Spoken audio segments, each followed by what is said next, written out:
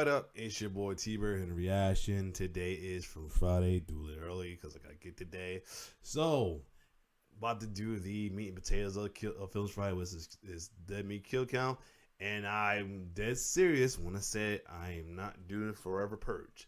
I will not be entertaining the purge of any kind because folks, it's sad because folks like to entertain the purge like want to be real life. And in case you want to got a picture up, yes, I know that because we sadly lost Betty White. So this Film Friday is dedicated to her. So, instead, I'm gonna check out a New Year's kill count I missed out last year, and that is none other than Bloody New Year, which came out in 1987. So, without further ado, let's check this out.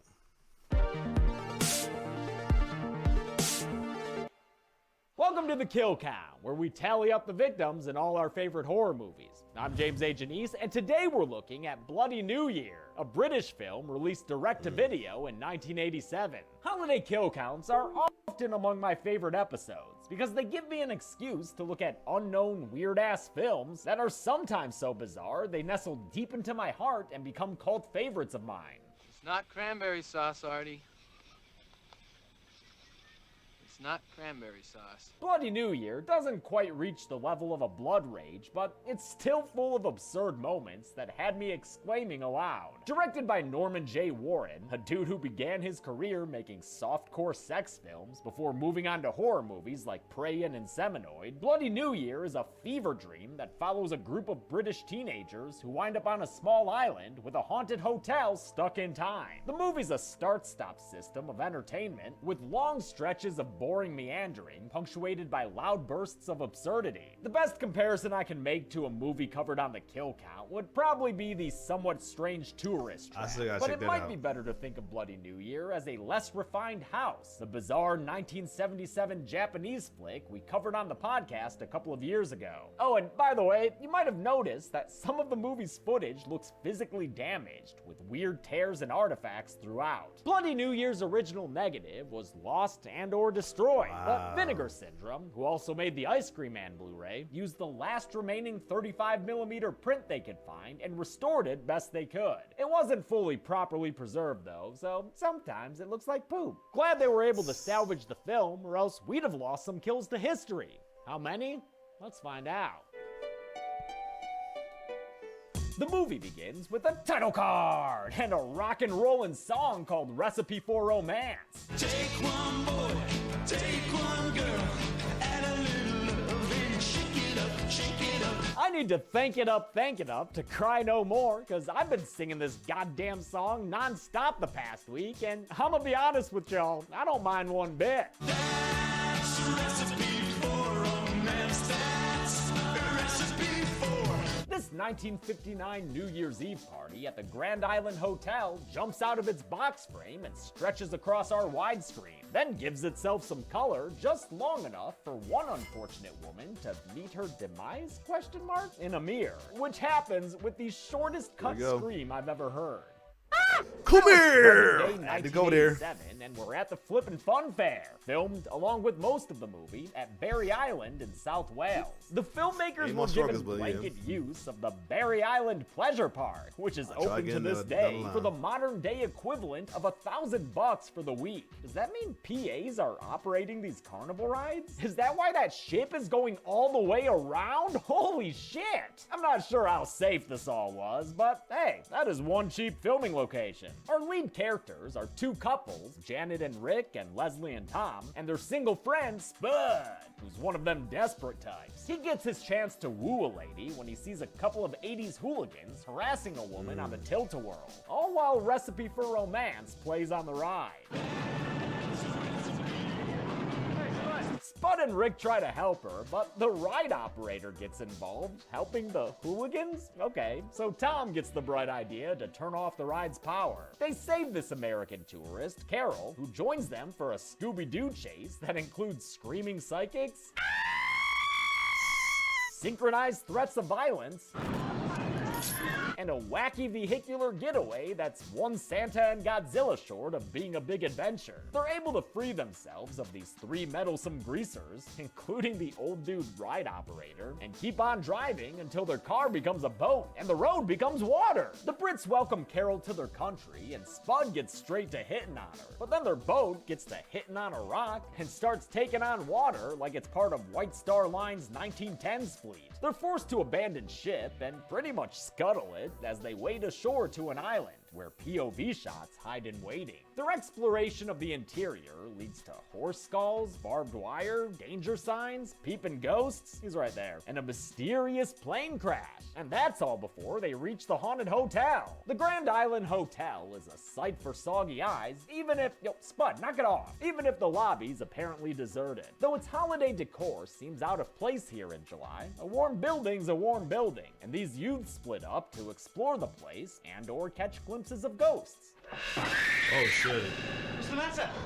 There was a face at the window, and then it was gone. Yep, then it was gone, and they went back to ignoring it. You're gonna see that blasé reaction a lot in this movie. Maybe it's a British thing, stiff upper lip and all that. A hotel housemaid materializes out of thin air and offers the cold Carol a blanket, or a drop cloth? Y'all looking to paint or something? She tells Carol her new friends are being taken care of, and she ain't lying. Janet's checked herself into a room and has taken a bubble bath. What are these people doing, acting like they own this place? And was that rubber ducky there already? What is going on? Spud hears music playing and finds a dude duo singing at him from a stage while flashing guitars in his face. These glaring ghosts are played by musicians Chaz Kronk and Tony Fernandez, who had been members of the English band Straubs in the 60s and 70s before Kronk formed Cry No More in the 80s. Director Norman J. Warren was not a fan of this movie's music, which was put in over his objections. I think these guys are great though. Hell, Tony Fernandez has been drumming for Rick Wakeman since the 70s. You don't get to play with Rick Wakeman unless you fucking rock. The two of them disappear right in front of Spud, and you wanna know what this guy's reaction is? Weird. Motherfucker said weird. What is a normal day for these people? Because if it includes wearing strangers' clothes from the 50s, it's just gonna be hard for me to understand where they're coming from. Since Tom, for whatever reason, doesn't want to be a stereotypically horny horror movie character. I wonder what it's like doing it on a snooker table. A snooker table. Leslie, can't.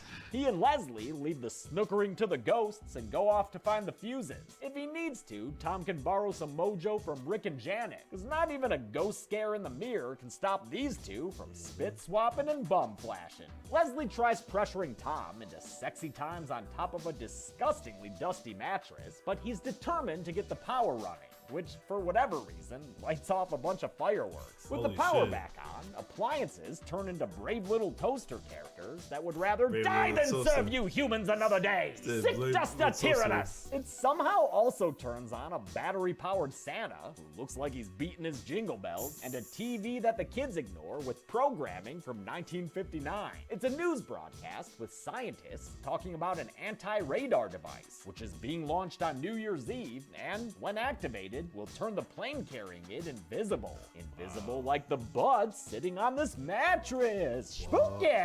Hey, temperature check. Anyone confused so far? If so, don't worry. Carol's got you covered. We just met in the fun fair. We crashed up a perfectly innocent ghost train, and now we're stuck in a time warp. That about sums it up. Thanks, Carol. They find a small movie theater projecting Fiend Without a Face, a 1950s British B film about killer brains that they were able to include for free since that movie's producer, Richard Gordon, also produced Inseminoid, director Norman J. Warren's 1981 film about, rapey aliens? The kids decide to just settle in and watch this ish for a mo, which is, cool, I guess. Sure, yeah, this is chill. At least until the movie ends. I don't believe this. Come on, Rick, where's the film? Rick! What? You guys, the movie ended. Are you mad that the Damn. movie had an ending? Rick tries to load up an Infinifilm for them, and Spud starts doing commentary. Thankfully, in a way that doesn't make my job look too easy. Oh, hula hoop, is it? I can do that as well. Do you want to see me do it?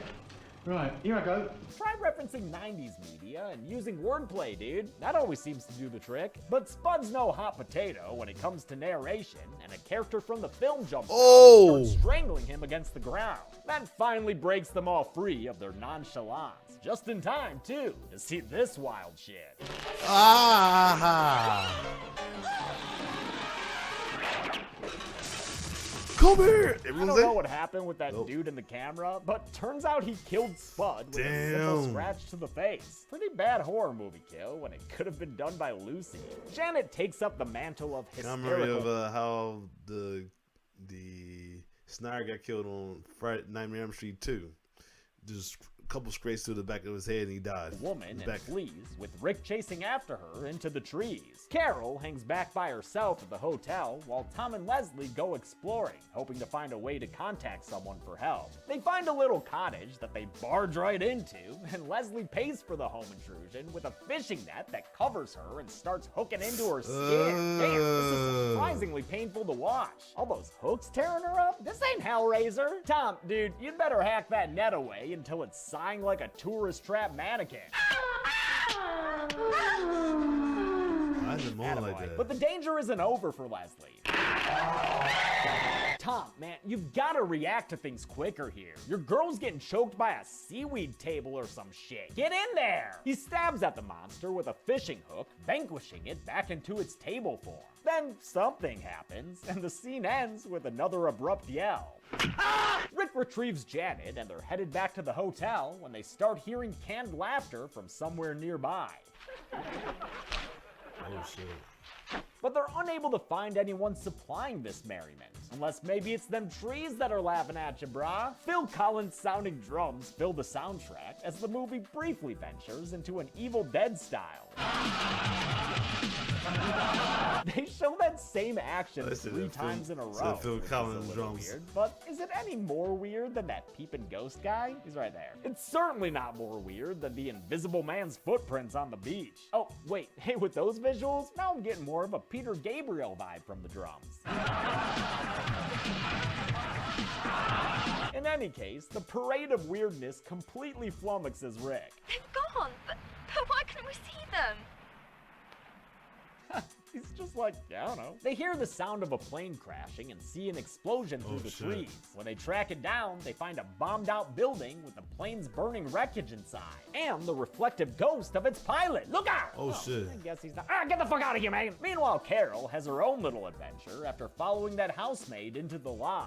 There, she gets trapped in an ice storm briefly, but it ends just as quickly because, she was maybe in a snow globe or something? Shitty snow globe, by the way, there. Hardly any snow. They all get back to the hotel, and Leslie leads them to the cottage, saying Tom needs their help. But Tom's nowhere to be seen. This place is a dead end. Literally, actually. And I read that actor Mark Powley there did the stunt without a harness or any safety mechanism. If you're upset about that, complain to this guy, the old greaser dude who's played by the film's stunt coordinator, Steve Emerson. If he looks familiar, might be because he was in Shaun of the Dead as John, the owner of the Winchester. Him being the stunt coordinator explains why he's in this role, but it's still weird to have this middle-aged guy chasing people around and trying to beat him up. That's why he felt pretty fine when he got knocked over. He punches Rick to the ground and then punches straight through Leslie. What? Now she's a zombie? The others watch as Leslie kills this old guy, named Pa, apparently, by tossing him straight through the wall. Leslie's now some kind of possessed, which is an appropriate twist, seeing as how Rick's bolo tie kind of makes him look like a priest. Hit her with the holy net, father! Yeah! And the holy flame! Whoa, and any Black Christmas 2019s? What is with these cruel people? The three survivors run back to the hotel and start locking it up tight. In the kitchen, Carol and Janet get serenaded by Caveman Rock. Rock, do the caveman rock. And then attacked by another one of those greasers named Ace. Carol knocks him out, but Janet still flees in hysteria. And upstairs, she's attacked by the third greaser jumping in through the window. Never wiped your face off once, huh, guy? Right. Possessed Leslie pops out of the ceiling, and wait, where is Janet's actor looking right now? There is a zombie coming out of the ceiling. Why are you looking anywhere but right there? Leslie laughs as she murders this greaser, strangely named the Bear, by twisting his head around. Now, usually head twists are a clean 180, but Leslie keeps going and going and going until she's done a full 720, a regular goddamn Tony Hawk. Janet distances herself from Leslie until the Banister Buzzard bites onto her arm. What? It's the Banister Buzzard. Ignore that the effect has a gap in the back. Leslie threateningly approaches Janet and will only be stopped if she gets shot in a way that makes her stomach fart. Dude, you did it! It's actually a second gunshot that you don't even see hit her that gets her to the ground. And to keep her down, Rick straight up gun butts her arm off her body. What the fuck? And is she supposed to be looking into the camera? Because it looks almost as bad as actor Susie Aitchison's arm being very obviously folded up inside her shirt. During that whole struggle, Carol hacked off the Buzzard's head. And although it made quite a mess, it is thankfully not a permanent one. Buzzard's back, baby! Tom suddenly appears again, totally out of his wits, so Janet offers to stay with him while Rick and Carol go find the boat the hooligans must have come in on. Rick sees that ghost pilot who keeps spying on him and follows him into the woods until he comes across a mystical land with mirror shards hanging all over the place. Wait, is this place mystical or just filled with poison gas? A valid question given the military camp nearby, complete with radio. There's not too much else here other than more ghosts and reflections. But this time, the dude sticks around long enough for Rick to strike him. And to completely blow up. Hot damn! Love how blatant that fake head was. But dude was just a ghost. He's not going on the kill count. The explosion Control Z's itself because of the island's weird time thing. So, you know, no use dwelling on it. Come on, we must find the boat.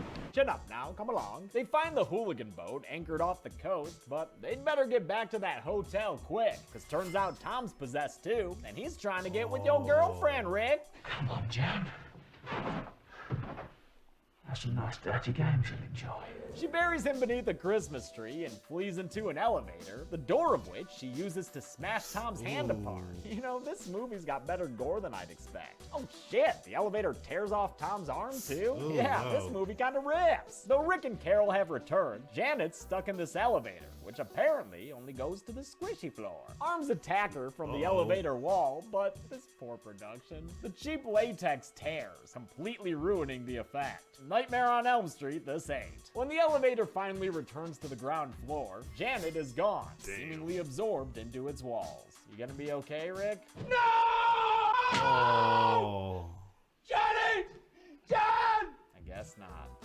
The dusty greaser that Carol knocked out earlier is back in action now, but I've got to be honest, Ace here doesn't seem like too much of a threat. The bigger danger is this possessed kitchen, which actually kills Ace by tripping him into a giant vat. Wow.